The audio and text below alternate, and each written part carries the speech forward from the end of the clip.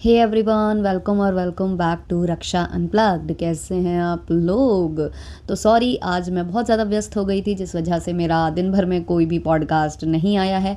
थोड़ा सा लेट ये पॉडकास्ट बना रही हूँ, लेकिन भरपूर मनोरंजन के साथ कोशिश करूँगी कि आप लोग अच्छे से एंटरटेन होकर जाओ अगर कुछ सुन रहे हो तो डिटेल में सारा कुछ हम डिस्कस करने वाले हैं रिलेटेड बेहोश टॉक, क्योंकि हमारी जो तिवारी जी की बहू हैं वो पहुंच चुकी हैं बेहोश टॉक में और उन्होंने अपने स्ट्रगल की स्टोरी सुना दी है। और इतना स्ट्रगल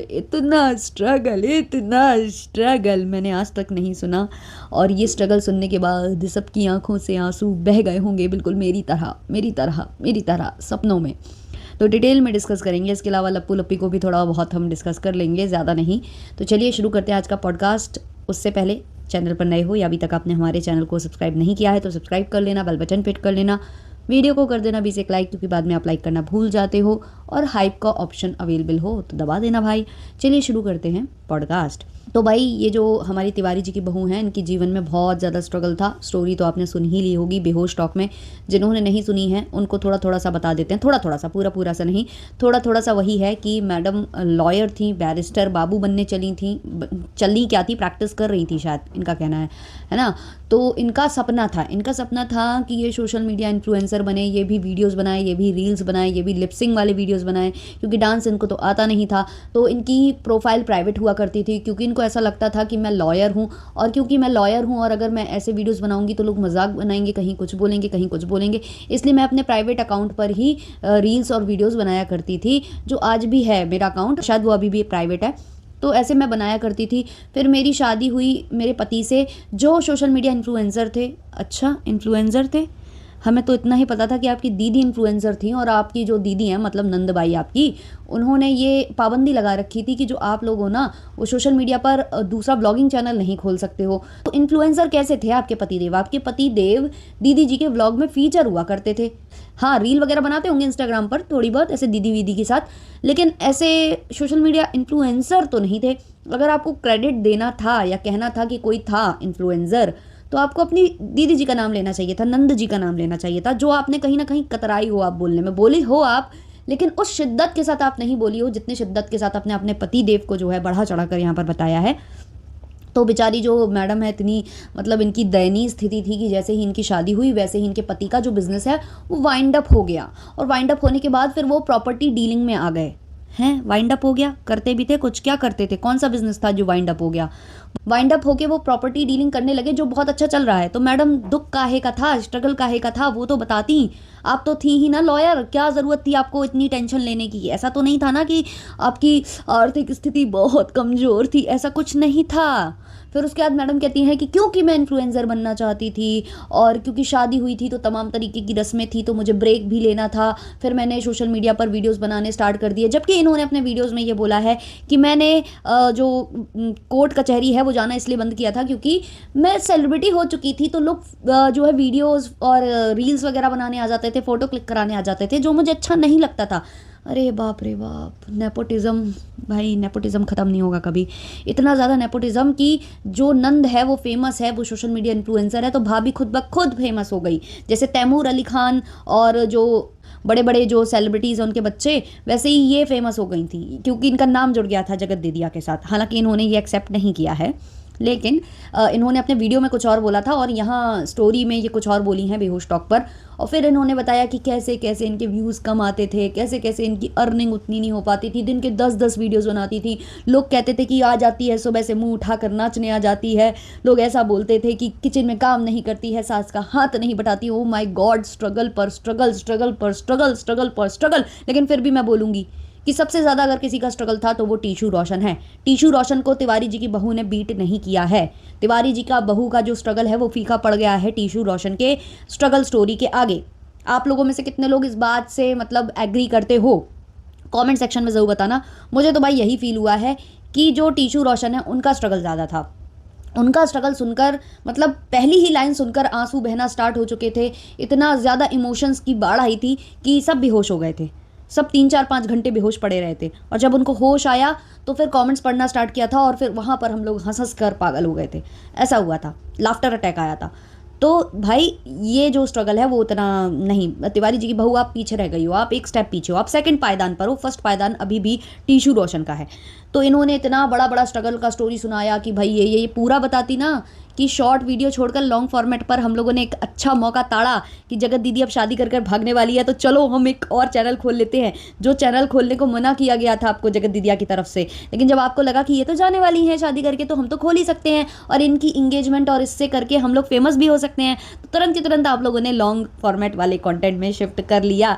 लेकिन वहाँ पर जो है आपकी जगत दीदिया नहीं चाहती थी, इसकी वजह से आप लोगों में अंदर ही अंदर कोल्ड वॉर चलता रहा। इस कोल्ड वॉर के बारे में आपकी जो दीदियाँ हैं वो अपने अरे यार नहीं बोलते, चलो अपने जो है फर्जी भाई को बताती थी, ठीक है, उनको बता देती थी और भी दूसरे लोगों को बता देती थी। महल साहब का कहना है उनसे भी बोला है, और आप लोगों के बीच में कोल्ड वॉर चल रहा था। कुछ चैट्स जो लप्पू भैया ने दिखाए थे उसमें भी यही आप बता रही थी कि भैया गुस्सा हो गया है, मम्मी मनाने चली गई हैं, ये वो। तो ये सब हम लोगों ने देख रखा है। तो आपने की है मौका परस्ती, उसको आपने यहाँ पर नहीं बताया है। आपने वही बताया जिसमें आप बेचार, और मैडम आप रोने क्यों लगी? मतलब इतने से स्ट्रगल में आप, मतलब ये इनके लिए बहुत बड़ा स्ट्रगल था, इसमें ये रो रही हैं, जाने क्या क्या कर रही है ये मैडम। मतलब मैडम रियल स्टोरी जो पूरे वाईटी पर फैली पड़ी है उसके आगे ये कुछ भी नहीं है। वो बताती ना आप तो फिर भी लगता थोड़ा बहुत जेन्युइन। मतलब बहुत हंसी आई मुझे कल ये वाला वीडियो देखकर, मुझे इधर कुछ भी ऐसा लगा नहीं। और अभी भी मैं यही कहूँगी कि बेस्ट स्ट्रगल का खिताब जाता है 2025 का, जिसने अपनी स्ट्रगल स्टोरी सुनाकर सबका दिल जो है पानी पानी पसीज दिया है, मतलब पसीने से नहीं आंसुओं से जो है धो दिया है, वो हैं टीशू रोशन। फेल हो गई हैं हमारी तिवारी जी की बहू उनके आगे। लेकिन हम कुछ कमेंट्स ज़रूर लेंगे भाई बेहोश टॉक के। किसी ने लिखा है कितना स्ट्रगल है यार, किसी और ने लिखा है बेहोश टॉक का स्टैंडर्ड क्या से क्या हो गया, किसी को भी बुला लेते हो यार। एक और कमेंट है, मुझे गुस्सा, इरिटेशन और उदासी और शौक एक साथ आ रहा है, ऐसी वीडियो इतने में कैसे बना दिए। एक और कमेंट है, बेहोश टॉक वाली फेक स्टोरी सुनाया है यहाँ सब। एक और कमेंट है, JOSH टॉक्स नहीं बेहोश टॉक हो गया है, कैसे कैसे लोगों को बुला लेते हैं। एक और कमेंट है, झूठ बोल रही है, इसका पति कुछ नहीं करता है। एक और कमेंट है, वकील से बनी नचनिया, वाह क्या स्ट्रगल है। एक और कमेंट है, अब तो रो भी दिया भाई। एक और कमेंट है, यार क्या रोने की एक्टिंग की है कसम से, हम लोग सब ने इनकी स्ट्रगल देखी है, पूरा का पूरा फेक है इनकी स्टोरी, इनको हमेशा से लोग पसंद किए हैं जस्ट बिकॉज ऑफ जगत दीदी। बेहोश टॉक झूठे स्ट्रगल जर्नी बताती है। एक और कमेंट है, बेहोश वालों आप में अब जोश नहीं लग रहा है, काफ़ी कमज़ोर हो गए हो आप तो। एक और कमेंट है, बहुत ज़्यादा इमोशनल स्टोरी है, मेरा तो पूरा खानदान रोने लग गया आपकी ये सैड स्टोरी सुन के, साथ में घर वालों ने भी कहा है कि ऐसे ऐसे लोग यहाँ जाते हैं। एक और कमेंट है, बेहोश टॉक किस किस को ले आ रहा है। एक और कमेंट है, OMG इतना बड़ा स्ट्रगल, सच में आंखों में आंसू आ गए। एक और कमेंट है, अभी तक का बेहोश टॉक पर सबसे स्ट्रगल वाला स्टोरी, नहीं सबसे स्ट्रगल वाला टीशू रोशन का है, उससे कोई खिताब नहीं छीन सकता। इसके आगे कोई लिखता है, इनके जैसा स्ट्रगल तो आज तक कभी भी किसी ने नहीं किया, ये डिप्रेशन में किसकी वजह से गई वो सब जानते हैं। एक और कमेंट है, इसका स्ट्रगल देखकर मुझे तो रोना आ गया है। एक और कमेंट है, कसम से इसका स्ट्रगल सुनकर रोना आ गया। मतलब ऐसे ही कमेंट्स भरे पड़े हैं, ऐसी स्ट्रगल किसी को ना करनी पड़े, किसी का फ़ायदा उठाया, उसका घर तोड़ना और फिर भी घमंड में रहना कि हम तो बड़ी तोप है। हाँ भाई, ये लप्पी के फॉलोवर्स पहुंच चुके हैं वहाँ पर कि भाई उसका घर तोड़ना और स्ट्रगल बताना। भाई लप्पी माता की जो है फ़ैन फॉलोइंग है वो अलग ही है। हाँ भाई, तो ये जो बेहोश टॉक वाले हैं ये क्या करना चाहते हैं मुझे समझ में नहीं आता। ये जितनी भी स्टोरीज़ लेकर आए हैं आज तक जो कि सोशल मीडिया पर इनके फैले पड़े हैं वो सारे के सारे, क्योंकि सोशल मीडिया इन्फ्लुएंसर्स को ही ये लाते हैं, तो जब उनको आज आप देखते हो या उनकी हरकतें आप देखते हो तो आपको समझ में आ जाएगा कि सारे के सारे वहाँ पर झूठी स्टोरी चेप कर आए हैं। देखो यार, अपनी स्टोरी का ना सब कोई हीरो होता है, कोई विलन तो होता नहीं है। तो सब अपनी स्टोरी के हीरो बनेंगे, वहां जाकर वो अपने आप को ही ऊपर दिखाएंगे और बताएंगे कि सारा का सारा जो जुल्म और ये सब हुआ है वो इनके साथ ही हुआ है, और यही है जो मतलब कहते हैं ना हीरा बन के उभरे हैं और पता नहीं क्या क्या, वो तो यही बताएंगे ना वहां जाकर। अब ये जो ना बनती है, जो जिम्मेदारी बनती है वो बेहोश टॉक वालों की बनती है। भाई जब आप किसी को लेकर आ रहे हो, एटलीस्ट उसकी एक बार स्टोरी जानो, उससे पूछो कि क्या है आपकी स्टोरी, आप उसको वेरीफाई करो, है ना, और ये देखो कि वो स्टोरी क्या आपके चैनल पर सुनाने लायक है या नहीं।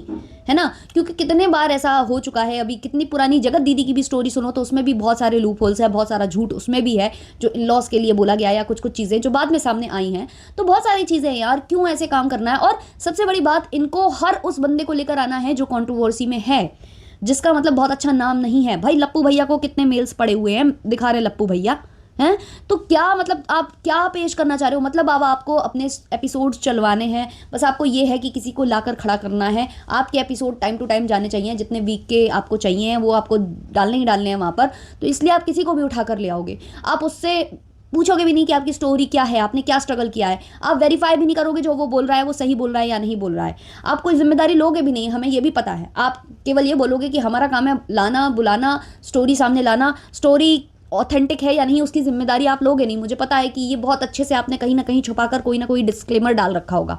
तो बहुत ही मतलब आप लोग जो एक पेश कर रहे हो ना समाज के आगे, कुछ जो क्या कहूँ मैं, एक अच्छा एग्जाम्पल तो सेट नहीं कर रहे हो आप लोग भी। आप लोगों की बहुत जिम्मेदारी बनती है ये चीज़ों की, और इससे बड़े बड़े स्ट्रगल्स भरे पड़े हैं, क्योंकि वो इन्फ्लुएंसर नहीं है, क्योंकि वो नॉन फेसेस नहीं है। अगर आप उनकी स्टोरी लेकर आओगे वाईटी पर तो कोई देखेगा नहीं, तो आप उनको उठाकर ला रहे हो जिनकी ऑलरेडी मतलब मार्केट वैल्यू अच्छी नहीं है। जो कुख्यात लोग हैं आप उनको ही उठाकर ले आ रहे हो, विख्यात तो विख्यात, आप कुख्यात को भी ले आ रहे हो। मतलब क्या है इन लोगों का। और लप्पू भैया जिस दिन यहाँ चढ़ गए ना स्टेज पर, और लप्पू भैया ने कोई स्टोरी सुना दी ना, कसम से यहाँ पर जो है ना हम लोग वो करेंगे, क्या कहते हैं, धरना प्रदर्शन कर देंगे। अगर लप्पू भैया झूठ बोलकर आए और वो आए अगर आपके स्टेज पर, सच्ची में धरना प्रदर्शन करना सारे के सारे मिलकर। हाँ नहीं तो चलो भाई, अब हम थोड़ा सा लप्पू लप्पी की बात कर लेते हैं। तो लप्पू लप्पी की बात करें तो लप्पू जी ने अपनी माता जी को लप्पी की फोटो लगाने से थंबनेल पर मना किया था। शायद ऐसा ही प्रतीत हुआ, क्योंकि लप्पी की फोटो वहाँ नहीं थी, केवल भंजना की फोटो थी। कुछ तो अंदर अंदर चल रहा था इन लोगों का, जो भी है कि भाई, क्योंकि लप्पू ने ये चीज़ भी बोली थी कि अगर मैं भेजता हूँ लप्पी को वहाँ पर, तो लप्पी मैं वहाँ पर सख्त मना कर दूंगा कि लप्पी को कोई भी लेगा नहीं अपने वीडियोस में, अपने व्लॉग्स में, ऐसा इन्होंने बोला था। तो लप्पू भैया भी कम नहीं है। और कल जो है लप्पू भैया की पत्नी श्री भी कुछ बोलना चाहती थी लाइव में, और ऐसे ही भंजना भी कुछ बोलना चाहती थी लाइव में। ऐसे ही टाइटल डले थे दोनों के, और नॉर्मल सी लाइव थी, नॉर्मल से वीडियोस थे।